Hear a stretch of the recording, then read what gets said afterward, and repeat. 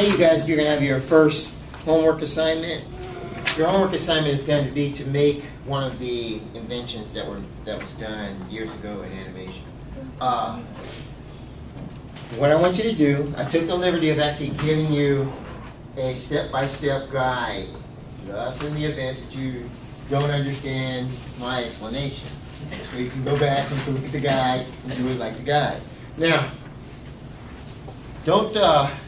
don't be amused by the wonderful cutting of this circular like disc that you have. I know it doesn't look exactly like a circle, but it'll work. Trust me, it'll be fine. What you want to do is you want to take with this circle, you want to cut some slits into it. Now,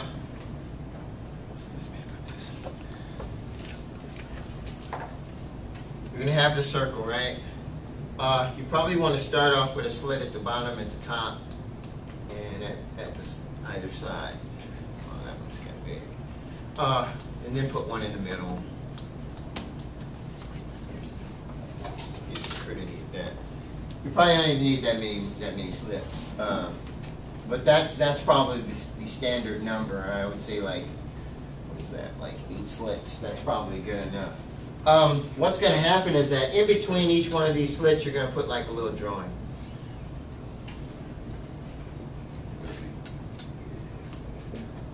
Now, a couple of things to remember. On the disc, and I've seen this happen many times before, so that's why I'm bringing to your guys' attention.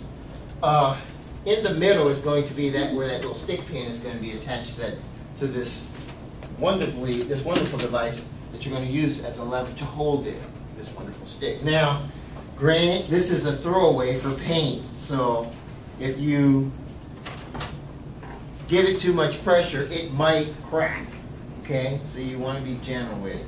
Okay? I'm just trying to point that out. You probably want to be gentle with the stick. But as far as the disc itself, what you want to do is you want to make sure that the drawings that you put on there, make sure they are simple drawings. I mean, no one's asking you to make like a really complex work of art, you know. I'm just asking you to do something very simple. Simplicity and for this will work 100 times better than making it really complex. Trust me. The beauty about this design or this little invention is that it only has to do one little gesture, one little movement. That's all. Okay? So in other words, if your thoughts are moving towards the idea of actually saying, hey, well, you know, on my disc it's going to have like a helicopter, and then the propeller of the helicopter is going to start going around and around, you know, and then the guy's going to get out of the helicopter, and he's going to check to see if the blades in the back are actually working. You know, now, I don't know if all that can fit on here, okay? And if you did get it on there, there's no way that we're going to actually be able to recognize that's happening. You know, it's impossible, you know. So keep it very simple. A lot of people have done it in the past where they designed it and the slits were really far. They came close to the point where the attachment was, and if you do that again, then when you spin it around, now it's not going to have like that. It's not going to have that strength that it had before. If you had like a shorter slit, you know, so it's going to flop around a little bit, so it might not work. Okay, so don't cut too deep. Don't cut a real deep slit. The reasoning behind the slit.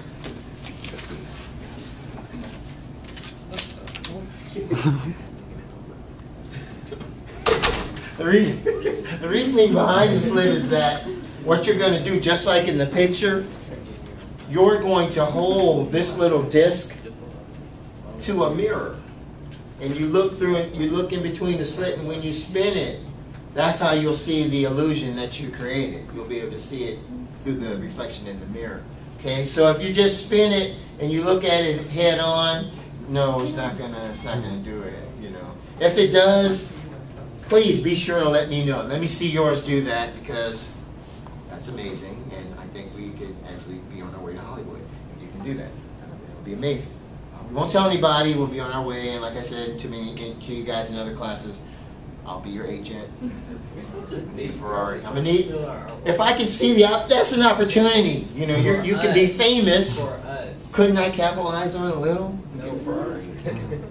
Anyway, regardless what Andre says, that's an opportunity for both of us. You'll be famous and rich, and I'll have a Ferrari, a red one with my name on the side of it. Okay. So anyway, if you can do that, then yeah, like I said, just keep to yourself. Don't show anybody. Show it to me. We'll be on our way. But as far as the little device goes, basically, I guess the most important thing to remember is make sure it's simple. Just make sure it's simple. Okay. Couple of things I want to point out. These should be obvious, but I'll point them out anyway. You don't want to draw on both sides of the disc. Okay. Don't do that. Okay. Don't do that. Don't draw on both sides. Drawing on both sides is only going to complicate things, and it won't be that you'll have two animations. It'll just be whichever one that's facing. Whichever one is facing. Huh? You didn't get any handouts, Cole?